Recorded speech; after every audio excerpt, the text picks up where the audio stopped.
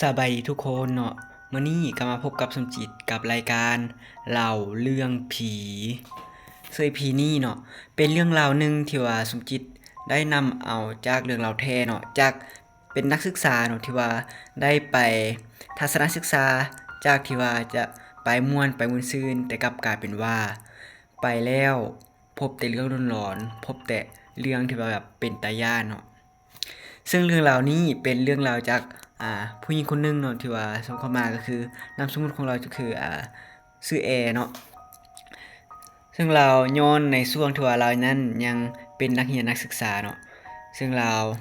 ได้เรียนอยู่โรงเรียนแห่งหนึ่งเนาะเป็นวิทยาลัยเนาะเป็นวิทยาลัยก็คืออยู่ประเทศไทยนั่นเอง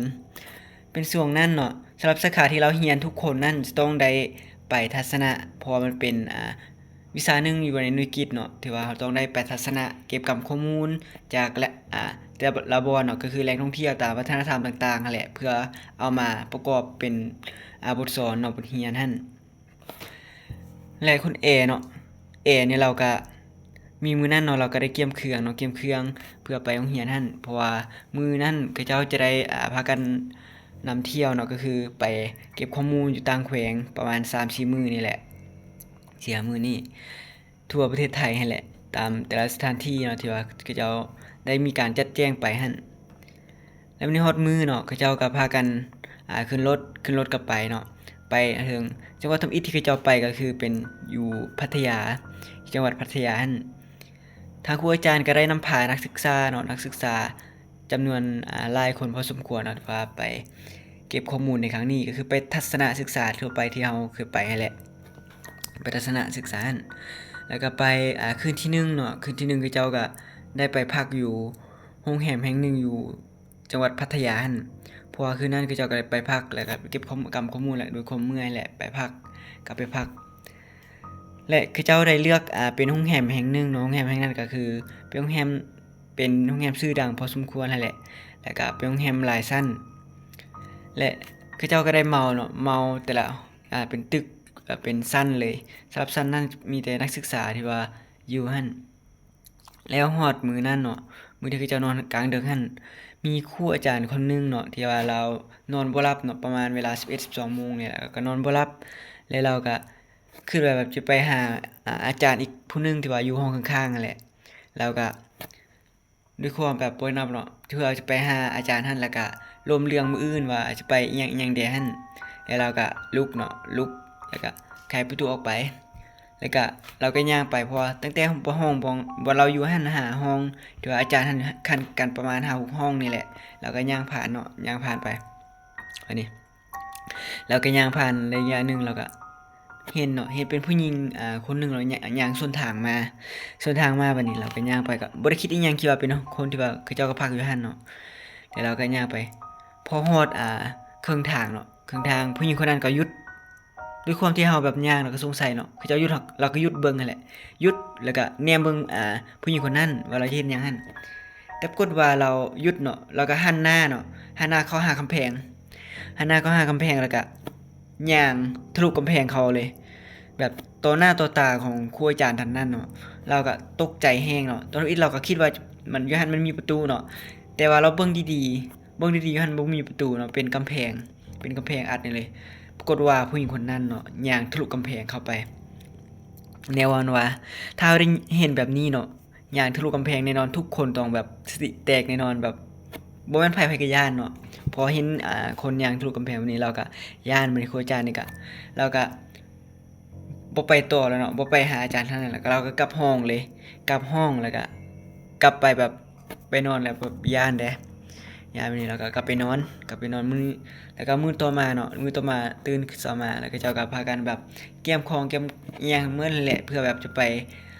เก็บข้อมูลสถานที่ใหม่เนาะแล้วก็เจ้าก็เก็บของแล้วบัดนี้คือเจ้าก็ลงไปกินข้าว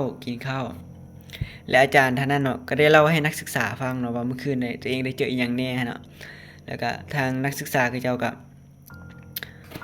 ฟังแล้วเนาะฟังแล้วก็รู้สึกแบบย้านเนาะเพราะว่าเจอเหตุการณ์แบบนั้นนะแล้วก็เจ้าก็ทักถามคนเคสนั้นเนาะว่าโรงแรมแห่งนั้นมีประวัติอีหยังแหน่บ่หั้นนะแล้วก็เจ้าก็บอกเนาะช่วงก่อนนั้นคือโร ห้องแฮมแห่งนั้นแบบเขาเจ้าจะเปลี่ยนชื่อดุเนาะเพราะว่ามันมักเกิดเรื่องนะแล้วเราก็เขาเจ้าก็ฟังคือ2-3ปีก่อนเนาะห้องแฮมแห่งนั้นแบบเคยมีผู้หญิงคนนึงแบบไปฆ่าตัวตายอยู่ในห้างเนาะก็คือไปไปฆ่าตัวตายเพราะว่าพิษกับแฟนเนาะพิษกับแฟนแล้วก็ฆ่าตัวตายในห้องนั้นเนาะแล้วเขาเจ้าผู้อาจารย์เนาะก็คิดว่าน่าจะเป็นผู้นั้นเลยถือว่าเราเห็นเนาะวันนี้เราก็เขาก็บ่ใส่ใจอีหยังเนาะคิดว่าแบบมันก็คงสิจบลงเพียงแต่มื้อนั้นเนาะมื้อต่อไปก็น่าจะบ่เกิดอีหยังแล้ว วันนี้เขาเจ้าก็เดินทางต่อไปทางภาคอีสานเนาะภาคอีสานของจังหวัดประเทศไทยหั่นแล้วก็เจ้าก็ไปเก็บกำข้อมูลอยู่สถานที่แห่งหนึ่งเนาะคือเป็นวัดเก่าแก่เนาะเก่าแก่ของประเทศไทยเลยแหละเป็นวัดเก่าแก่แห่งนั้นเขาเจ้าก็พากันเข้าไปเนาะก็ไปเก็บกำข้อมูลแล้วก็เห็นอีหยังก็ถ่ายไปนั่นแหละก็ถ่ายเก็บไว้เนาะเพื่อจะเอามาประกอบเป็นเอกสารในการเฮ็ดบทรายงานต่างๆเนาะแล้วเขาเจ้าก็เข้าไปวันนี้เขาเจ้าด้วยความนักศึกษาก็มีหลายคนเนาะเขาเจ้าก็แบ่งกันไปวันนี้ ส่วนคุณเอหั่นแล้วก็ย่างแบบสำรวจข้อมูลแบบเก็บภาพแต่ละบอนของวัดหั่นเนาะไป แล้ววันนี้เราก็ย่างไปทางหลังเนาะทางหลังของวัดแห่งนั้นเนาะมันจะมีวัดแล้วก็จะมีโบสถ์อยู่ในอีกทางหลังอีกเราก็ย่างไปวันนี้ แล้วก็ตกใจเนาะเพราะว่าเราย่างไปแล้วมันมีหมู่คนหนึงเนาะอยู่โบสถ์แห่งนั้นอยู่ทางหลังหั่นแล่นออกมาด้วยความแบบย้านเนาะเราบอกกับคนที่ชื่อเอเนาะว่าบ่ต้องเข้าไปเนาะเพราะว่าอยู่ในหั้นมันมีแบบ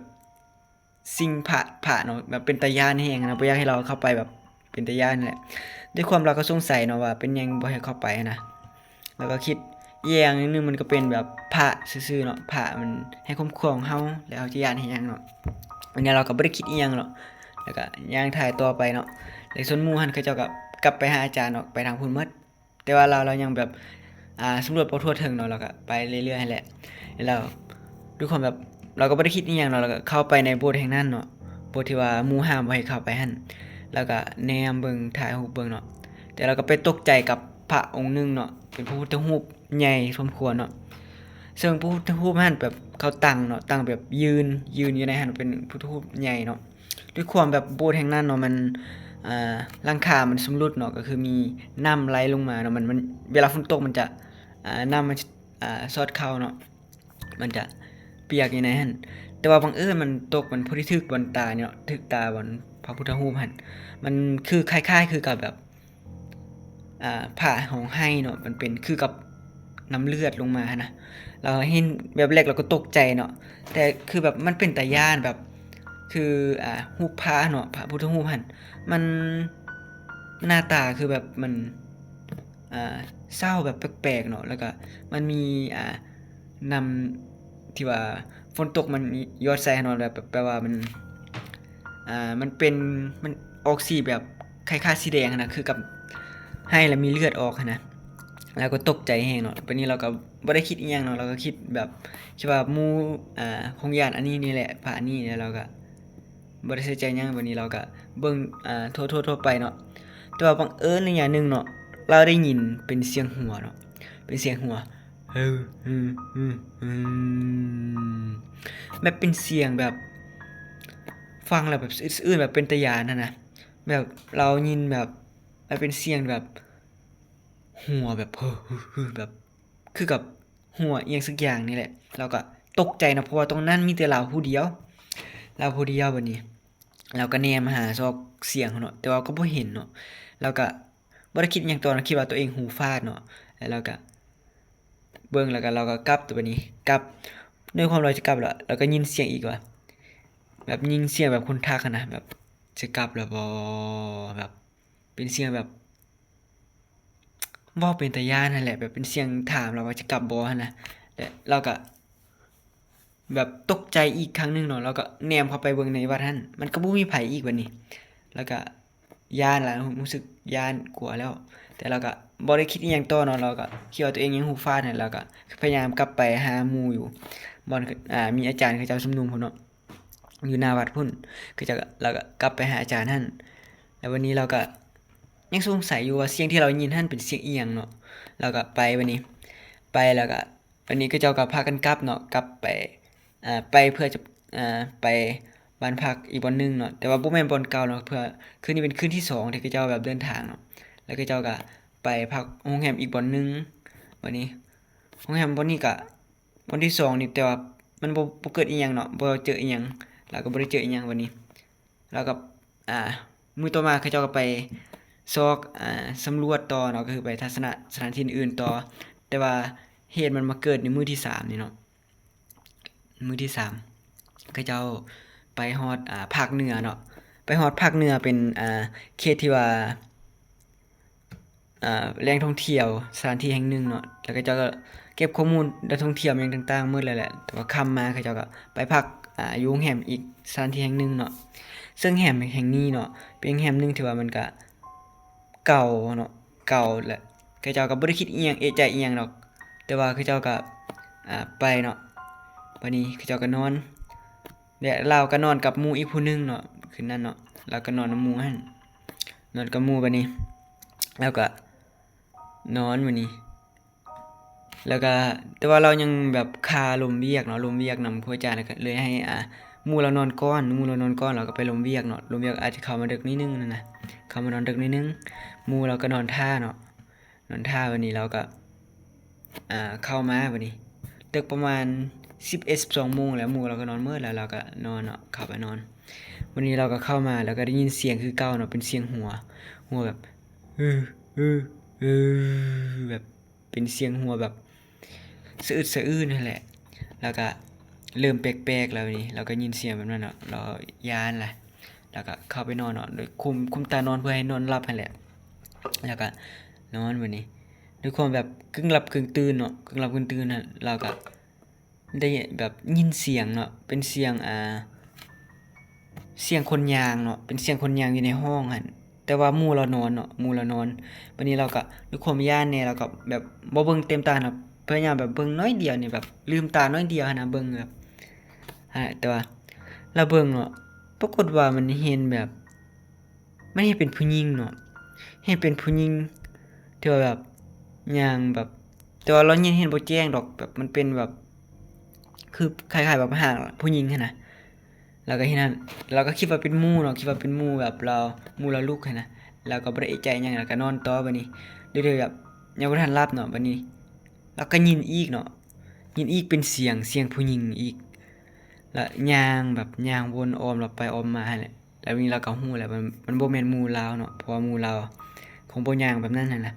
แล้วก็เราเห็นบ่กล้าเนาะบ่กล้าลืมตาเบิ่งหั่นน่ะแบบย้านแน่หั่นนะแล้วก็นอนมีดอยู่แค่ทำท่าแบบตัวเองหลับหั่นแหละและเสียงก็ย่างไปย่างมาอ้อมเราหั่นอ้อมเราบัดนี้แล้วก็เริ่มย้านแล้วบัดนี้ย้านแล้วจังนั้นล่ะมันมีเสียงเนาะย่างแล้วก็ไปอยู่ทางหลังเราหั่นเรานอนแบบหันหน้ามานะและความรู้สึกของเราเนาะคือกับมันนั่งข้างหลังเรานะมันนั่งเตียงเรานะเตียงแบบความรู้สึกเตียงมันยุบลงเนาะยุบลงคือกับคนมีคนไปนั่งนะแล้วก็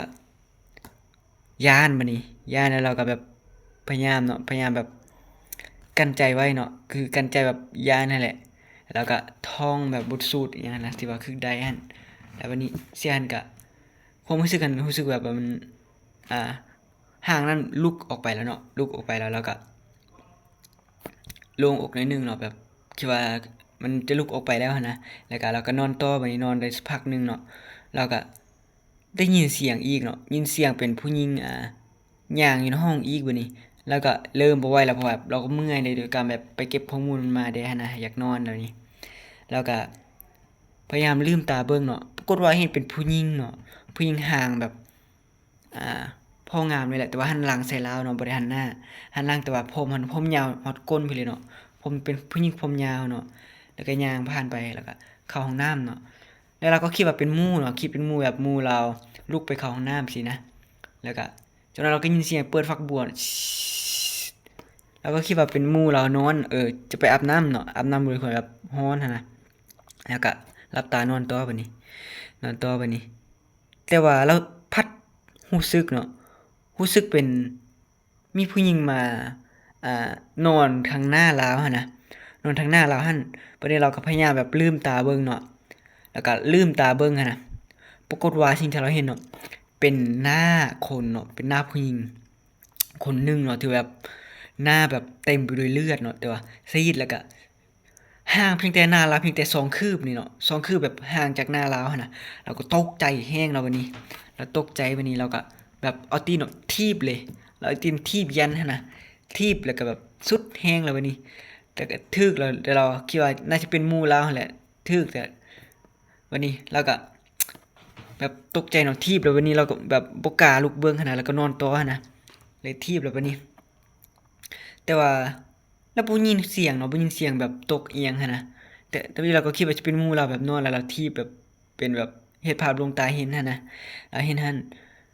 วันนี้เราก็นอนต่อบัดนี้นอนต่อบัดนี้ก็ยินเสียงอีกเนาะยินเสียงวันนี้ยินเสียงแบบเป็นคน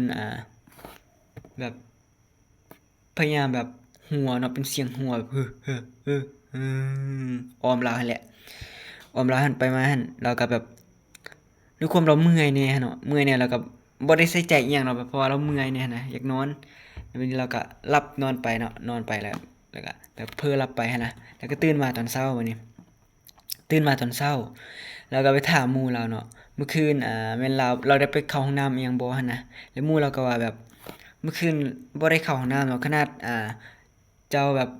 บหมู่ของเราหั่นนะว่านำเราแบบเราเข้ามาในห้องเรายังบ่ฮู้เลยเนาะแบบหมู่เราอึดเมื่อยแรงขนาดแล้วก็นอนหลับไปเลยหันนะ แล้วเราก็ฮู้เลยสิ่งที่เราเจอเมื่อคืนนั้นเป็นผีหลอกแน่นอนเนาะเพราะว่าเราถามหมู่แล้วยังหมู่เราก็บ่ฮู้เนาะบัดนี้เราก็ยังบ่ทันเล่าอิหยังเนาะหมู่ก็เราก็ว่าอย่าฟ้าวเว้าอิหยังจบคลิปนี้ก่อนจบทริปการศึกษานี้ก่อนไปศึกษาทัศนะนี้จึงค่อยมาเล่าตามหลังเนาะเพราะว่าแบบหมู่เราก็ย้านแหน่แบบย้านแบบเห็นอิหยังหันนะเพราะว่าหมู่เราเป็นคนที่ย้านผีเด้หันนะวันนี้เราก็หมู่เราก็เก็บไว้เนาะอยากสงสัยว่าเรามองเห็นอิหยังหั่นแหละ แล้วก็เจ้าก็ไปทัศนะต่อบอนอื่นเนาะต่อบอนอื่นแล้วก็ไปอีกบ่อนใหม่เนาะซึ่งคืน